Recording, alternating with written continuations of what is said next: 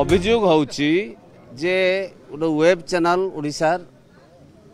Focus plus एवं अन्य कतिपय वेब चैनल मिलित भाव रे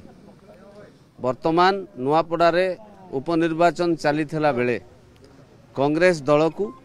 एवं आम दलर सभापति श्रीयुक्त भक्तचरण दास को उद्देश्यमूलक भाव रे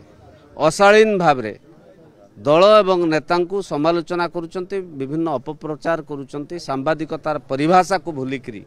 अनेक अपशब्द मध्य प्रयोग करुचंती, सांबादिकतार लक्षण रेखा को अतिक्रम कर जाउचंती, जोथिपाई संपृक्त वेब चैनल मुख्य को गिरफ करने बालेश्वर समेत ओडिशार 30 जिलार सदर महकुमा रे आज समस्त साइबर थाना रे एफआईआर दिगला। फोकस प्लस रो मुख्य सुधांशु राउत को गिरफ दाबी रे आज एभली एक साइबर थाना रे एफआईआर दिगला। ओडिशार 30 जिले में आज एफआईआर दिगला। आज ठीक 4टा बेले एफआईआर चारिआडे दिया तुरंत कार्यानुष्ठान आमे दाबी रखुचु एवं डीजीपी ए बाबद हस्तक्षेप करने